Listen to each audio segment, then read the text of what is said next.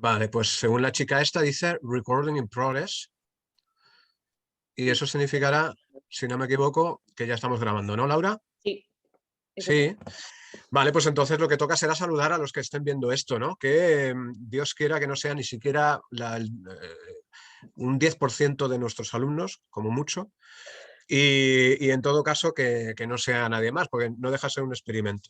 Lo lógico hubiese sido y lo bonito, y así lo teníamos previsto, es haberlo hecho pues en tu casa, en la mía, con una copa ¿de qué? Un Dry Martini. ¿Qué tomas tú a estas horas, Laura?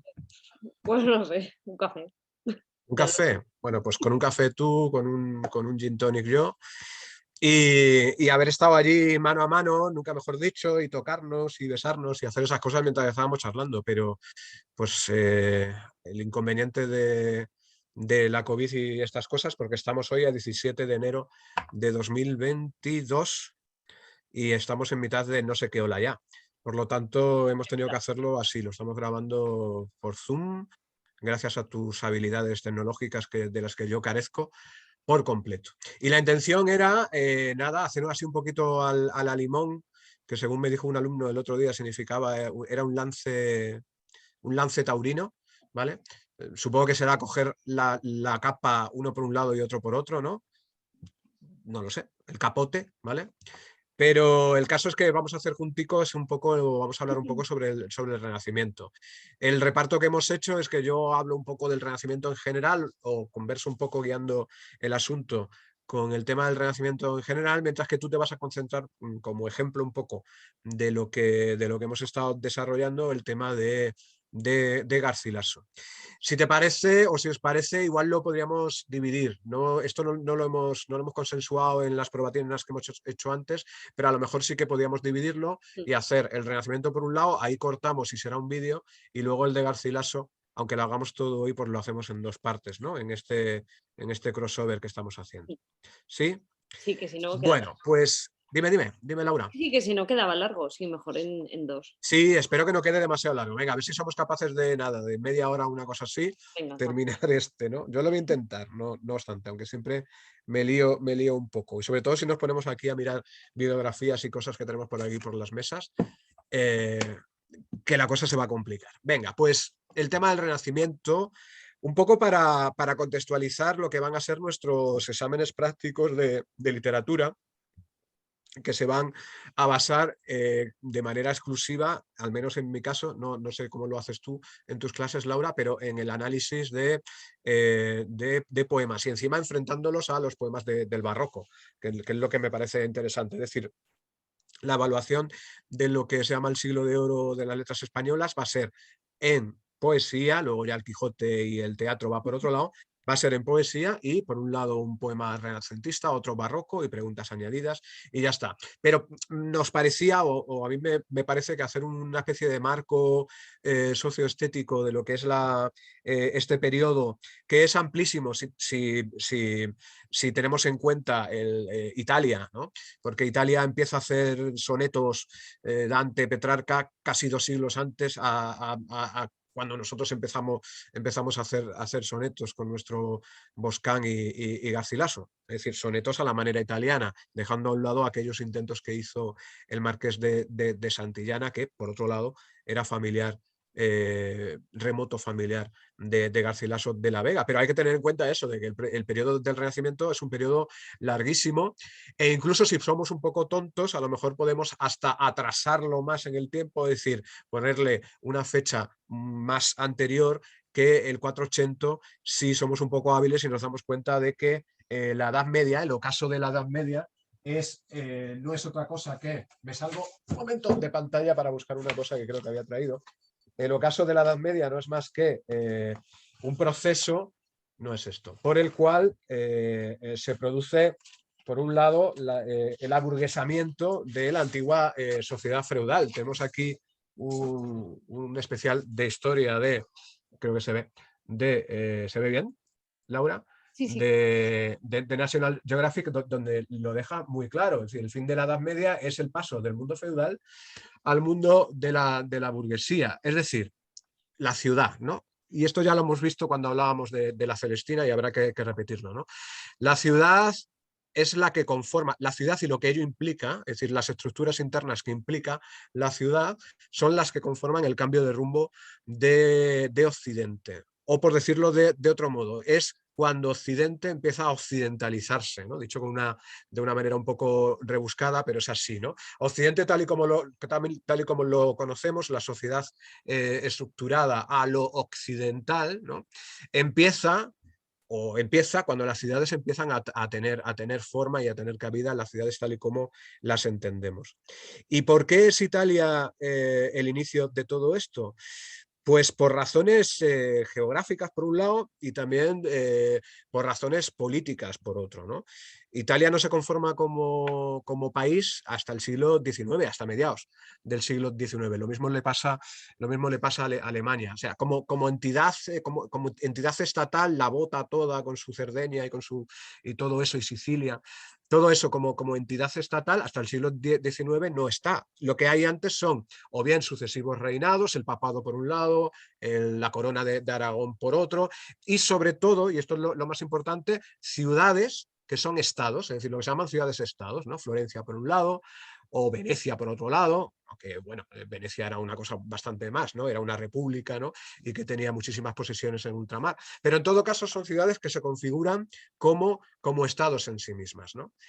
¿Y eso qué es lo que hace? Pues lo que hace es, por un lado, cambiar por completo las estructuras de tipo económico, ya el sistema estamental ya no tiene ahí sentido en la ciudad, porque lo que impera no es tanto el vasallaje, sino el capitalismo, el dinero. Y como el dinero es lo que impera, pues eso provoca o permite que cualquiera parta de donde parta, dicho de una manera un poquitín burda, pero es así, cualquiera parta de donde parta, gracias al dinero pueda ascender socialmente. Y esto es lo que genera también peligrosas combinaciones, ¿no? Esas peligrosas combinaciones de desorden que vemos que están censuradas en la Celestina, pero también son las peligrosas asociaciones que se producen, por ejemplo, entre todo un emperador como es Carlos V, el emperador del Sacro Imperio Romano-Germánico, que para financiarse, es decir, para financiar sus campañas militares, que en muchos casos no eran más que afianzar todo el vasto territorio que tenía, pues se tenía que asociar con banqueros de dudosa procedencia racial, es decir, con banqueros judíos directamente, cuando ya en España, por otro lado, habíamos expulsado a los judíos en 1492 y sin embargo este tipo se asocia con un tal Fuller, que luego veremos ahí un cuadro, para que le financie estas campañas militares. Lo que estoy diciendo es que, o lo intento decir, es que el dinero lo cambia todo. Y claro, este cambio de paradigma en lo que son los intereses personales, por lógica también va a ser un cambio de paradigma de tipo estético. Tenemos que, por lo tanto, romper un poco con los ideales de la Edad Media, tanto por un lado los ideales caballerescos y caballerosos, que solo quedan, o creo yo que solo quedan al final como una especie de adorno, una especie de adorno que queda muy bien, una especie de postureo y el manual para ser un buen caballero en los siglos XV y XVI lo escribe un amigo de Garcilaso y de Boscán, Baltasar de Castiglioni, cuyo el cortesano lo traduce Juan Boscán en una prosa española perfecta y italianizante y muy latina por otro lado, pero la primera prosa española, una de las primeras prosas españolas como la entendemos ahora. Es decir, eso se convierte en una especie de deporte, de quedar bien, todos esos ideales de la Edad Media. Y por otro lado, el gran problema o la gran pérdida que yo creo que se tiene con el Renacimiento es la pérdida del pensamiento simbólico, es decir, de la utilización del símbolo como algo trascendente, es decir, como algo de acceso, ¿no? Desde lo bajo a lo alto, ¿no? Desde lo bajo, desde lo común, desde lo doméstico, a aquello que no se puede decir con palabras, ¿no? Aquello que es inefable, a ese no sé qué que quedan balbuciendo que dirá después San Juan de la Cruz. Ese mundo simbólico o ese acercamiento a la trascendencia a través del símbolo que veíamos en el mundo medieval, ahora se pierde y quedan en pequeños reductos. Eso no quiere decir que en la literatura y en la poesía renacentista y sobre todo en la barroca abandonemos el símbolo. Lo que sucede es que ya queda como un mero adorno. El otro día estuve con los compañeros de Literatura Universal en Zaragoza viendo el patio de la Infanta, y ahí se veía claramente cómo todo ese riquísimo mundo, todo ese entramado súper complejo de símbolos que tienen que ver con la mitología, que tienen que ver con el linaje y que tienen que ver con la astrología y la astronomía, todo eso al final se queda como un mero adorno para asombrar muchísimo a los visitantes que lleguen y entren en ese patio, que aquí la palabra patio en mi tierra se dice portal, es decir, el sitio por donde entramos en las casas, ¿no? Ese abandono, ya digo, del símbolo como una categoría trascendente en el ocaso de la Edad Media, ¿no? Que diría Huizinga, eso es lo que yo creo que es la gran pérdida del Renacimiento.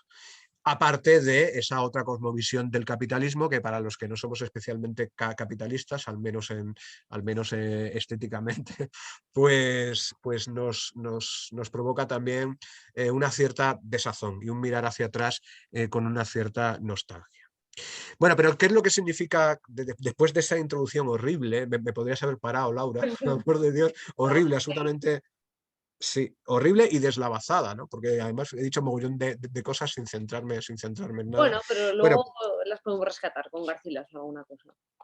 vale, o sea, te has tomado notas. Hostia, gracias, gracias. Sí, porque si no es un mero desastre, ¿no? Bueno, sí, quizá, bueno, ya lo dirás tú, ¿no? Pero la idea un poco del caballero cortesano y todo eso, quizá, ¿o qué? Por ahí, sí, bueno. Por ahí puede ir, venga, guay. No, a ver, la portada que espero que todo el mundo esté viendo, ¿no? Que yo coloco en los PowerPoints, que lo iba a mejorar y a cambiar y al final he dejado el mismo que llevo usando mogollón de años, ¿no? Para hacer este marco, ¿no? De lo que es el Renacimiento. La portada que coloco es, entre otras cosas, porque le gusta mucho a Alfredo y todavía sigue estando como decoración el aula 18, si vienes por aquí algún día, Laura, es la escuela de Atenas de Rafael, que lo puedo pasar yo, ¿no? Sí. ¿Estás viendo el cambio? Eso es. Que aunque siempre lo vemos así, en rigor habría que verlo en el marco, ¿no? Estos son unas estancias que están en el Vaticano, que fueron solicitadas por el Papa Julio II, creo recordar, y son habitaciones internas, es decir, son estancias, habitaciones internas que llevaban una decoración al fresco, creo que es óleo, no me hagáis mucho caso, pero creo que sí. Y en todo caso, aunque creo que no se aprecia del todo, son como una especie de mural a una altura más o menos media, ahí tenemos una puerta, como veis, ¿no? Y abajo, pues abajo tendríamos los muebles, ¿no? Los muebles, las camas, por ejemplo. Imaginemos que eso es una cama y esto sería como una especie de cabecero de cama. Hay que tener en cuenta que esto, que es lo que siempre vemos en los libros, que es la escuela de Atenas, cubría solo una pared de las 4 paredes posibles, ¿no? Y es que justamente enfrente lo que tenemos es esto otro, que es la disputa por el sacramento. Si nos fijamos, uno es una escena griega, vamos a decirlo así, es la escuela de Atenas, y en el centro con esos puntos de fuga generados por la perspectiva, que no es que fuese un invento renacentista, pero sí que va a ser una idea de uso renacentista para subrayar el realismo y la verosimilitud que pretendían los pintores. Bueno, pues si nos fijamos, todos los puntos de fuga conducen hacia el centro, donde tenemos a Platón a la izquierda como viejo, inspirado el modelo. El modelo es Leonardo da Vinci, que había sido maestro de Rafael, y a su izquierda, a la izquierda de Platón, y a la derecha para nosotros, más joven, tenemos a Aristóteles, ¿no? Fijaos que uno está apuntando hacia arriba, ¿vale? Porque él, Platón, pues su filosofía va a estar sobre todo pensada a través de esa idea de la conexión entre el mundo de las ideas, ¿no? Y por eso va a ser tan fértil su uso por parte del cristianismo, ¿no? Esa idea de que somos un poco reflejo de lo que es el mundo del cielo, ¿no? Y, bueno, el hombre está hecho a imagen y semejanza de Dios, dirán luego los cristianos, ¿no? Algo de eso hay. Sin embargo, Aristóteles, que lleva la ética en su mano izquierda, en realidad está señalando, digamos, hacia el suelo, hacia la tierra, ¿no? Y no en vano, Aristóteles es el maestro de los científicos, ¿no? Con su física, ¿no? Más que por su metafísica, ¿no?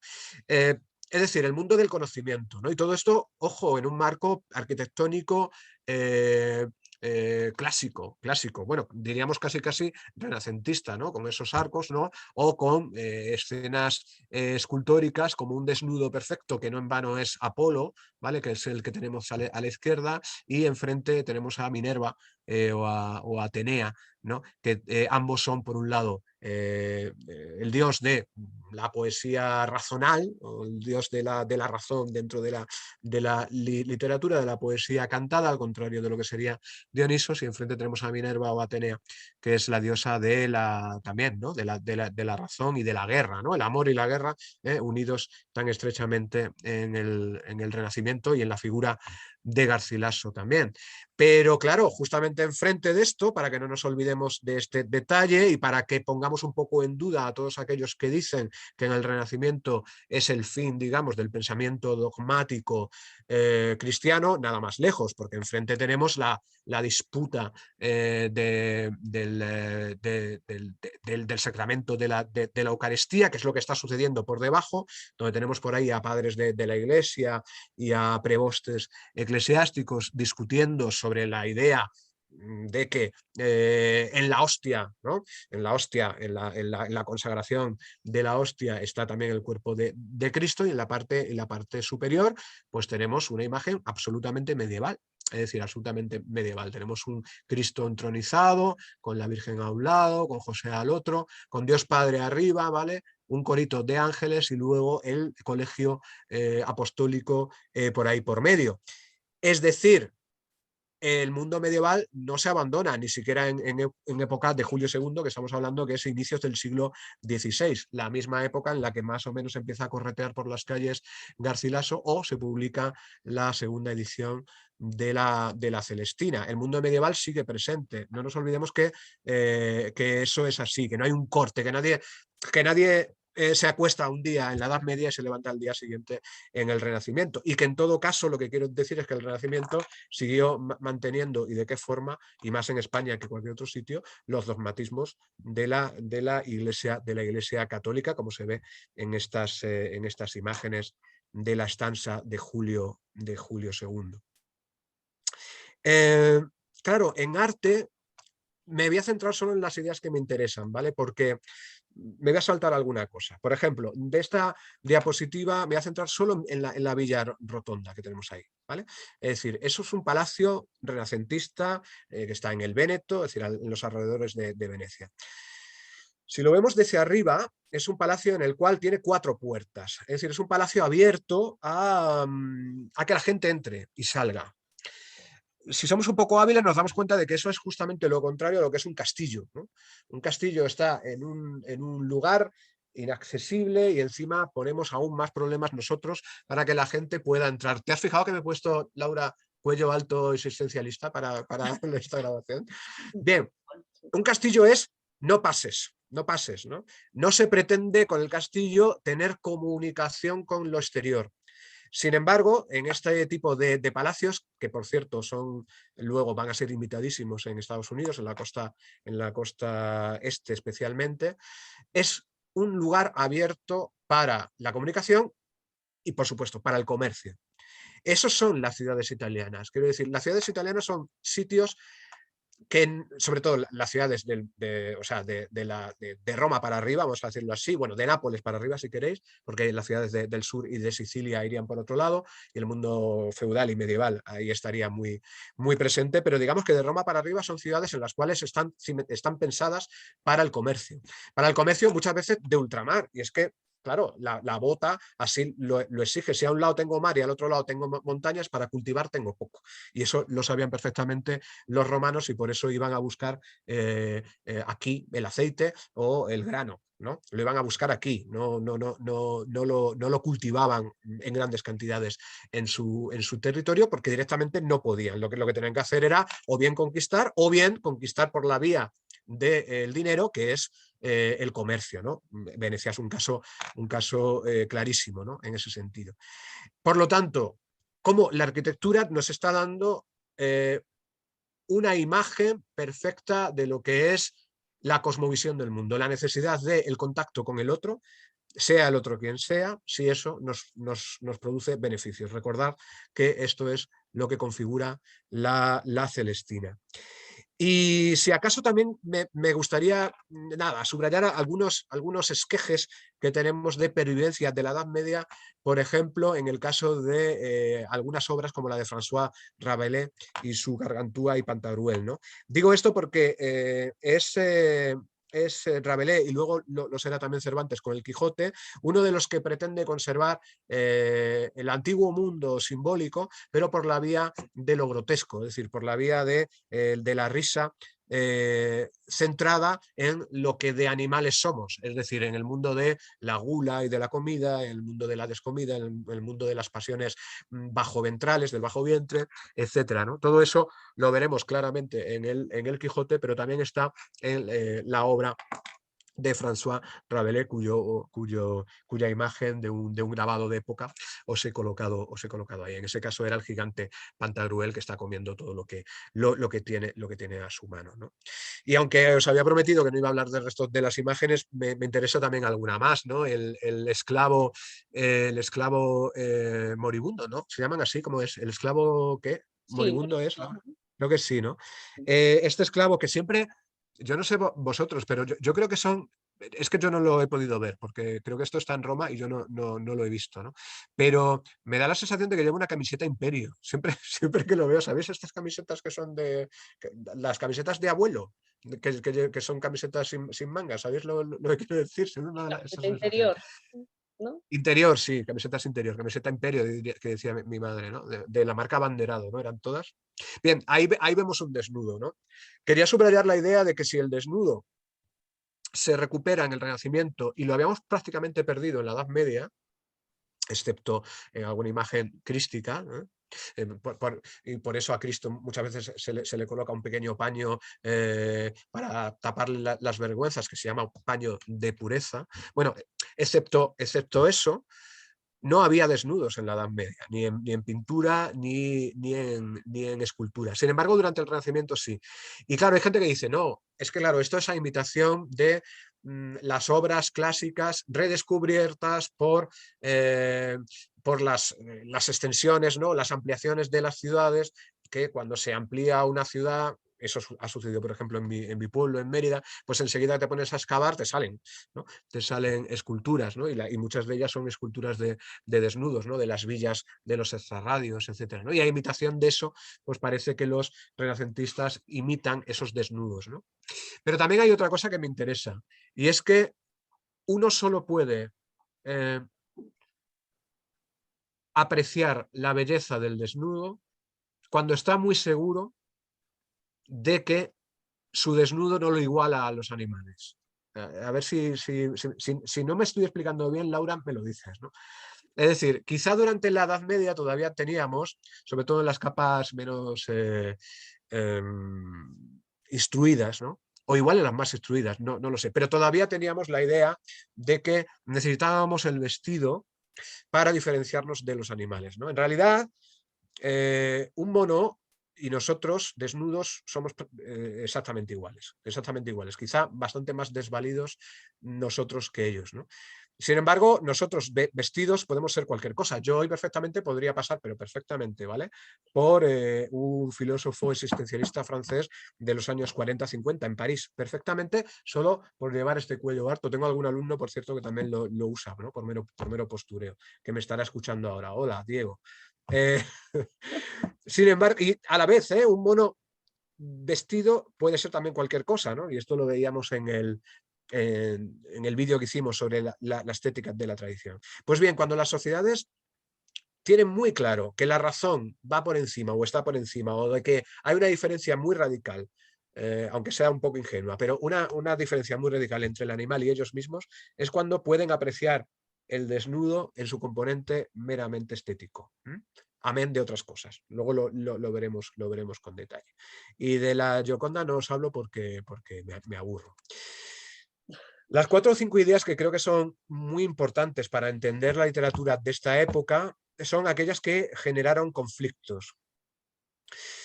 Ya hemos criticado, o yo he criticado, la idea del hombre como centro del universo, con la imagen del hombre de Vitruvio que tenemos ahí en medio, ¿Se ve cuando muevo el cursor? Sí, ¿Se ve? sí. Sí. Vale, ¿no? El hombre de Vitruvio aquí, ¿no? Eh, ya hemos visto que no, que el hombre no es el centro del universo y no lo va a ser. Lo que sí que va a haber críticas a el pensamiento dogmático del cristianismo tal y como lo conocíamos. Cuando Lutero pasa unas jornadas en Roma, se da cuenta, como también se dieron cuenta por la literatura, no hace falta irse a los alemanes para que se dieran cuenta de eso, también lo vio Delicado, es el autor de la Lozana Andaluza, Francisco Delicado, No, ¿sí? ¿No? ni, Da igual. a mí no. Bueno, el autor de la Lozana Andaluza, que es una novela picaresca un poquito posterior, su protagonista, que es una prostituta, también pasa tiempo en Roma. ¿Y por qué pasa tiempo en Roma? Porque hay mogollón de eclesiásticos, y los eclesiásticos, como ya sabemos, son los... Estás buscando la Lozana Andaluza, Sí, ¿verdad? sí, Francisco Sí, Delicado, ¿no? sí. Qué jodida. Sí, Francisco Sí. Delicado, vale. Decía que es eso, ¿no? Es decir, una prostituta que va a Roma porque allí tiene el máximo posible de clientes. ¿Por qué? Porque son todos eclesiásticos, es decir, es un putiferio, ¿vale? Eso lo ve claramente, clarísimamente Lutero cuando está allí y se horroriza y decide pues colgar sus amonestaciones o sus no sé cómo las llamó en su época, ¿no? Pero colgó no sé qué nombre reciben. ¿Lo recuerdas tú, Laura? Yo no recuerdo, Ay, ¿no? mira. Y entonces, pues eso, ¿no? Y ahí empieza, digamos que ahí empieza la reforma. La reforma no pretende otra cosa, al menos la luterana, la de Erasmo iría por otro lado, pero la luterana no pretende otra cosa de hacer más íntima y más verdadera en la relación de los creyentes con Dios, sin tantos intermediarios, ¿no? Sin los intermediarios de la iglesia propiamente dicha, pero sobre todo sin los intermediarios de las imágenes y todo eso, ¿no? Y por otro lado, borrar de un plumazo toda la burocracia en forma de bulas y bulderos y todas estas cosas, ¿no? Recordemos las escenas del buldero que leíamos en el Lazarillo, ¿no? Lo leíamos hace un par de años, ¿no? Pero claro, esto pone en jaque directamente a el imperio, ¿no? El imperio que se sustenta gracias a el apoyo papal, al menos intelectualmente y religiosamente. Carlos V fue coronado emperador en Bolonia por el Papa. Eh, eso pone en entredicho. Y de hecho, esa crisis dentro de la Iglesia Católica fue finalmente también una crisis de tipo político, ¿no? Pero también lo que generó fue una diferencia que me parece fundamental. Si os habéis fijado en las series americanas, o en los Simpsons, por ejemplo, siempre van, que por cierto, que a Bart siempre es la única vez que lo colocan peinado, ¿no? Cuando va a misa, ¿no? Le ponen ahí una raya al medio a Bart. Siempre van con su libro, ¿no? Van con su libro y rezan y tal, ¿no? Eh, y nosotros, sin embargo, no pudimos leer la Biblia en vulgar hasta bien entrado el siglo XVIII. Si es que lo podíamos leer. Y por supuesto, no dejábamos hacer traducciones directas del griego, que sí que se hicieron en Italia, con la llegada, cuando llegaron los expulsados de las colonias griegas que había en Bizancio. Pero, sin embargo, hacer traducciones directas del griego o del hebreo no se permitía, ¿no? Es decir, la Iglesia quería dejar muy, muy, muy claro cuál era el dogma, ¿no? Y el dogma era el suyo y ya está, ¿no? Eh, esa diferencia genera que los países del norte de Europa van a ser países más letrados, vamos a decirlo así. Estoy pensando ahora en Jesús Maestro, que se escucha esto, se va a tirar de los pelos, ¿no? Pero es así, son países como más letrados o más pegados al libro, aunque solo sea porque al menos cada semana están leyendo cosas, ¿no? Bueno, están leyendo la Biblia, ¿no? Que creo que es algo que es una lectura muy edificante en muchos momentos, ¿no? Sin embargo, nosotros para nada, ¿no? Vamos a misa y allí escuchamos unas cosas que muchas veces no sabemos exactamente qué es lo que nos están diciendo y desde luego no leemos la Biblia nunca, ¿no? Bien, y luego hay otras dos ideas que me parecen fundamentales, ¿no? Que fruto de este cisma religioso ideológico fue la creación de la Inquisición, que, cuidado, en un primer momento no era más que una vigilante de la buena fe, sin más, que se generó por el miedo a, por un lado, las herejías que venían del exterior, Y por otro lado, por cierto, que no solo estaba en España, y por otro lado, de las herejías internas que podían estar en, bueno, pues en los judíos conversos, en las falsas conversiones, también de moriscos, etcétera.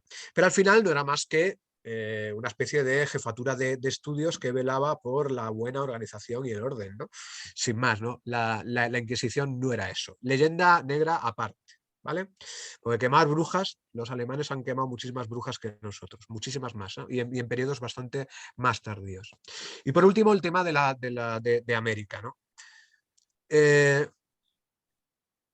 A ver, fijaos, el hecho de que en un primer momento nosotros tuviéramos muchísima lana en Castilla, es decir, el tema de la mesta y todo este rollo, significó que no nos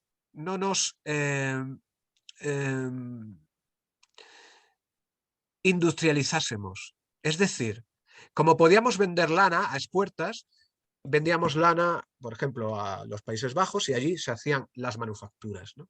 Y nosotros no nos importaba y por lo tanto no necesitábamos tener industria, nos valía con vender la lana fuera. Los ingleses que vendieron lana antes que nosotros a los Países Bajos, de repente se vieron con una competencia absolutamente desleal porque nuestra lana era muy buena y encima más barata.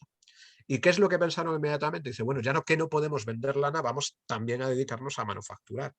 Quiero decir, la revolución industrial que sucede en Inglaterra se debe en parte a la revolución industrial, estoy hablando de la del 18, ¿no? Que nos llevaban dos siglos de ventaja, pero se debe en parte a que ya tenían una tradición de industrialización previa porque supieron hacer de ese fracaso comercial virtud, ¿no? Del fracaso comercial de no vender lanas o de no poder competir con las nuestras, ¿no? De manera análoga, el hecho de que trajésemos de las Indias oro, plata, etcétera, generaba una superabundancia de riquezas, ¿no? Y la ruta de la plata y todas esas historias que nos excluía de la idea de tener que trabajar. Si a esto lo unimos a la idea de, recordad de nuevo el Lazarillo, y al Hidalgo, ¿no? Al Hidalgo pobre, a la idea de que en España solo trabajaban los que eran moros o los que eran judíos, pues ya está. Es decir, el atraso y la mala idea del trabajo que tenemos en España, que no en vano la palabra trabajo viene del latín tripalium, que significa, como sabéis, es un instrumento de tortura. El descrédito del trabajo y de los que trabajan, esa idea que tenemos de vivir sin trabajar y por otro lado la pauperización de nuestras estructuras industriales y la tardanza, ¿no? De que esas estructuras industriales lleguen, y si llegan van a llegar a pueblos no españoles, y aquí como son el pueblo catalán y el pueblo vasco, no quiero entrar en esto, pues eso fue provocado por la conquista de América, entre otras cosas, pero sobre todo por la conquista de América. Y más cambios que se producen en esta época y que me parecen interesantes. La imprenta. La imprenta es un cambio fundamental. A ver, sin la imprenta no se entiende el éxito de Garcilaso, Laura. Aunque ya corría en manuscritos, pero sin la edición impresa de Boscán y los 4 libros de los 3 libros de Boscán y el cuarto de Garcilaso que se hace en Barcelona, según parece por la viuda de Boscán, si no hubiera sido por la imprenta, ese éxito y esa sensación de que tan tempranera de que Garcilaso es un clásico no hubiera sido posible. De todas maneras, los que ponen en comparación la imprenta con Internet ahora, yo lo pondría un poco en entredicho, ¿no? Por lo que supone Internet de otras cosas, ¿no? De un cambio de paradigma en el cual el medio es el mensaje, ¿no? No me meto ahora en eso. Pero hay que recordar, por ejemplo, que esta época es el inicio de las marcas comerciales tal y como las entendemos ahora. Y ahí coloco dos que son actuales, que todavía funcionan. Codorniu es una empresa de la época que todavía funciona, ¿vale? Y que sobrevivió, por cierto, a la filoxera. Toda Cataluña estaba llena de viñas, incluso, y por eso ahora cuando vamos por la costa vemos tan pocos árboles, porque eran todos viñedos hasta que llegó la filoxera. Y luego esta empresa militar, de armas militares, la empresa Beretta, que tenemos ahí también, ¿no? Es decir, empresas como las que conocemos ahora y con un funcionamiento análogo al que conocemos ahora, ¿no? ¿Gracias a qué? A la idea del capitalismo y el dinero. Sí que me parece mucho más interesante, pero esto ya estaba en Petrarca, es la valorización o revalorización. Bueno, la puesta en valor, vamos a decirlo así, de las lenguas vulgares, ¿no? Y en concreto del español. De esta época es la gramática, la primera gramática del español que debemos a Nebrija, o el diálogo de la lengua, ¿no? de Juan de Valdés, ¿no? Donde se pone en valor eso, ¿no? Pese a que la lengua, el latín seguía siendo una lengua de cultura y cualquiera que supiera latín podía vivir perfectamente en toda Europa, las lenguas de cada sitio empiezan a tener entidad estética siempre por el medio de la literatura. Y imágenes como esta, que vemos a unos cambistas, ¿no? El cambista y su mujer, son imposibles en España. Es decir, esto estaba muy mal visto. Y sin embargo, son un par de burgueses dedicados al préstamo que ellos mismos, no recuerdo quién es el autor, pero está en el Prado, ellos mismos se autorretratan contando dinero. Y para un español eso es lo más innoble que hay, ¿no? El hecho de estar por ahí traficando con dinero, ¿no? Y la Edad Media, por supuesto, no había acabado, aunque solo fuese por métodos bárbaros, ¿no? Nosotros sufragábamos a Blas Tepes en Hungría, en Rumanía, perdón, en Rumanía lo sufragábamos, Blas Tepes, Drácula, ¿no? De ahí viene la leyenda de Drácula, para que fuese un tapón, para que no entrase el turco, ¿no? Que ya estaba entrando por el Mediterráneo y que varias veces estaba llegando prácticamente hasta Austria, ¿no? Hasta Viena, ¿no? Por lo tanto, ¿podemos decir adiós a la Edad Media? Pues ya sabéis, sí y no. Es decir, por un lado, las guerras se profesionalizan de algún modo, ¿no? Y surgen lo que son los mercenarios, ¿no? Aquí tenemos un condottiero, ¿no? Es decir, alguien podía perfectamente, siendo un segundón en una familia, hacer carrera siendo militar y siendo mercenario, ¿no? Y el cuadro que os decía, donde vemos a un Carlos V y este señor que está aquí, este señor es su banquero, el tal Fuller, ¿no? Es decir, en una de las visitas en las que iba, ¿para qué? Para pedirle dinero. Más que esto, me interesan las ideas de algunos filósofos de la época o pensadores de la época. Este señor tan feo tenemos aquí, que como veis, se hace retratar de perfil como si fuese la impresión de una moneda clásica, es decir, de una moneda, ¿vale? La cara de una moneda del Bajo Imperio, del Alto Imperio, es decir, como si fuese un emperador en una moneda o en una medalla. Bueno, este señor es Pico de la Mirandola, muy gracioso el nombre. Nunca he sabido si era de la Mirandola o de la Mirándola. Que el tipo decía algo que me parece fundamental y yo creo que eso es una de las pocas cosas que siguen estando vigentes, ¿no? Él decía que el hombre justamente está en el medio de la creación. Es decir, el hombre, por su mera naturaleza, es decir, por el hecho de existir, está en el medio de la creación. Y que solo de él depende, por sus acciones, por sus actos, acercarse por la derecha, vamos a decirlo así, acercarse hacia la divinidad o por el contrario, acercarse a las bestias, ¿no? Luego lo vamos a ver con un grabado que me interesa mucho de un francés, no recuerdo cómo se llama, Charles Boileau, creo recordar. Claro, y para eso, es decir, para acercarse a la divinidad, todos los humanistas lo que propugnaban era la idea del estudio. Y es por eso y por razones también crematísticas, vamos a decirlo, es por eso que la gente tenía libros. De repente se empiezan a acumular libros, pocos y doctos, como quería Quevedo, ¿no? Pero la gente empieza a acumular libros, ¿no? Y de esta época tenemos maravillosas bibliotecas como esta que vemos aquí, que es nuestra, es de todos, es vuestra, es tuya, es mía, que es la biblioteca del Escorial, ¿no? Hecha por Felipe II. Claro, los libros ¿para qué? Para acercarnos a la divinidad, no por poseerlos, no. Muy chula tu estantería, Laura, sino por leerlos, que me consta que los lees. Pero ya digo, es decir, las brujas seguían existiendo, esa diferencia entre la brujería y la hechicería que hemos visto con la Celestina, y ojo, que quemaban brujas mucho más los suizos y los alemanes que nosotros, ¿no? este es el diagrama de, a ver, por aquí lo tengo, ¿cómo se llama? Charles de Wells, no sé cómo se pronuncia eso, Laura. Uy, no lo sé. No, yo tampoco. Bueno, los que sepan francés, que tal, está aquí, ¿vale? Luego colgaré el PowerPoint. Fijaos, ¿no? Aquí tenemos un eje de simetría, ¿lo veis?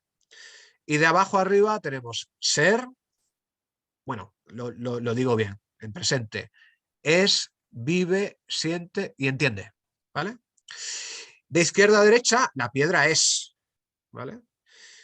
Y ya está, pero es y vive un árbol, ¿vale? Es decir, un mineral es un vegetal, lo pone arriba, vive. Todavía no se sabía que hay que hablar con las plantas porque las plantas también tienen sentimientos y estas mierdas, ¿no? Pero evidentemente un caballo es sensible también, siente, ¿no? Es decir, tú pegas a un caballo y el caballo pues te da una coz, siente, es sensible, ¿vale? Pero solo el hombre es racional, es decir, solo el hombre entiende. Esto, de una manera muy hábil en el grabado, y es muy parecido a lo que decía Pico, Paco de la Mirandola, no, Pico de la Mirandola, está asociado a pecados, ¿no? Porque si alguien simplemente es y no se levanta hasta la 1 y luego se pone directamente a ver la tele con una Coca-Cola que no es light encima y con una bolsa de ganchitos, ¿no? Y ya está, y luego vuelve a la cama, pues obviamente el pecado de la acedía, que es el pecado de la pereza, ¿no?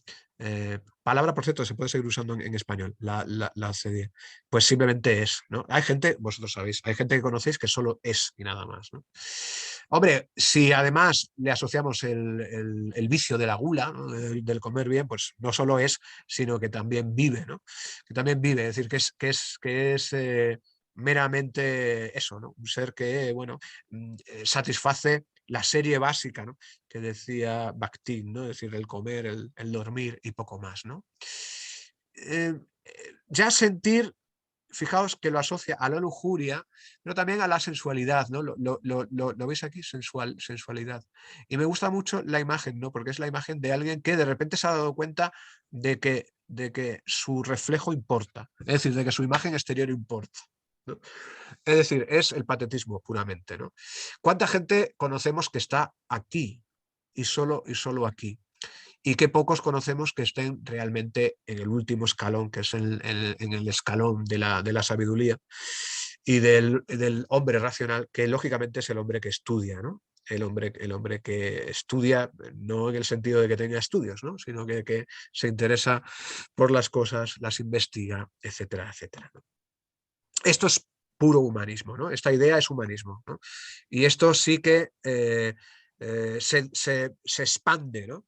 Al menos entre las clases letradas por todo Occidente, ¿no?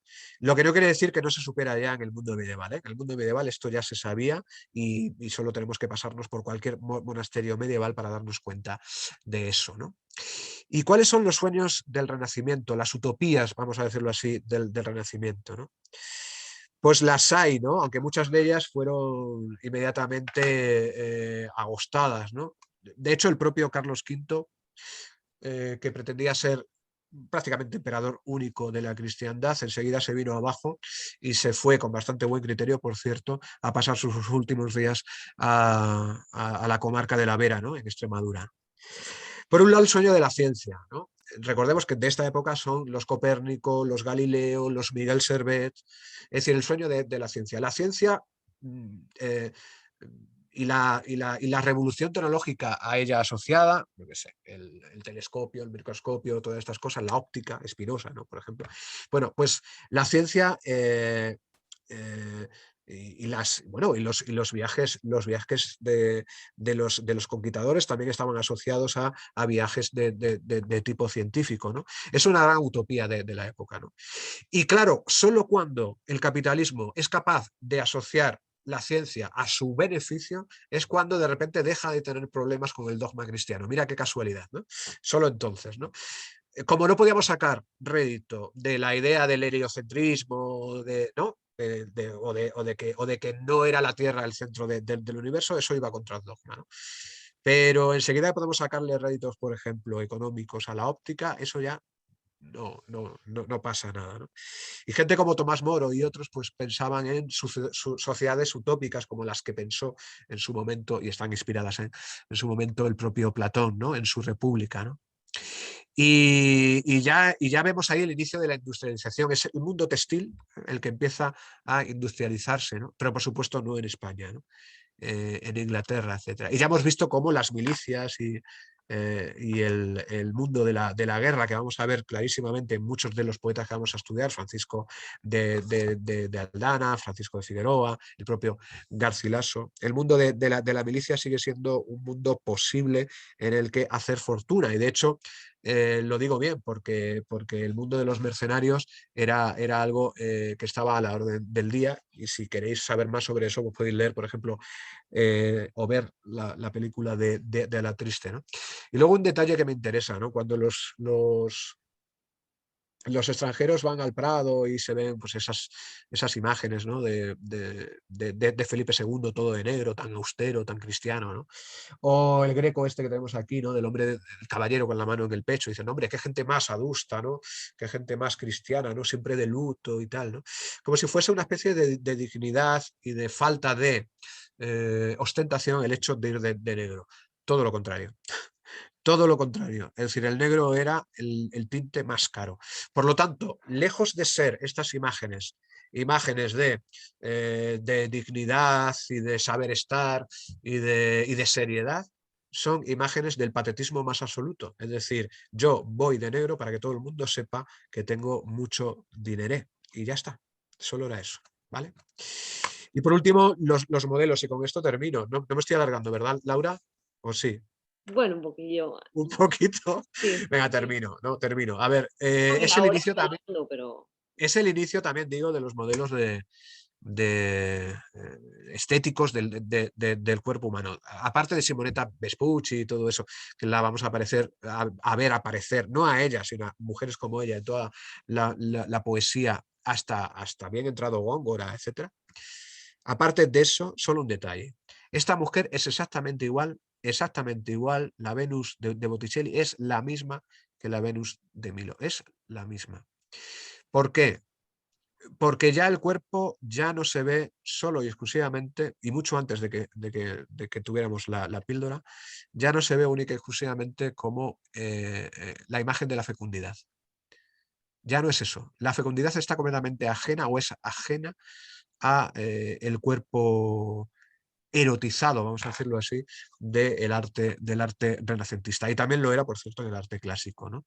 No hay aquí fecundidad o deseo de fecundidad. Hay, lógicamente, deseo de otra cosa, tanto en el cuerpo femenino como, lógicamente, en el cuerpo masculino, que como veis, los cánones masculinos de tíos mazaos que se machacan en el gimnasio y su patetismo, como el que vemos aquí, pues son perfectamente similares, si no iguales. Sigue siendo para mí, fíjate que la foto tiene años, sigue siendo para mí la foto más patética que he visto nunca. ¿Y quieres comentar alguna cosa, Laura? ¿O cerramos? lo podemos comentar en el siguiente, si quieres. Sí, pues Así lo entonces vamos tú, aplicando. entonces tú aquí cierras grabación, Eso. ¿no? Y Sí, empezamos con la siguiente, ¿no? sí. Venga, pues entonces nos despedimos brevemente, y no es cuestión de verlos uno detrás de otro, pero adiós, y enseguida empezamos con el siguiente. Adiós.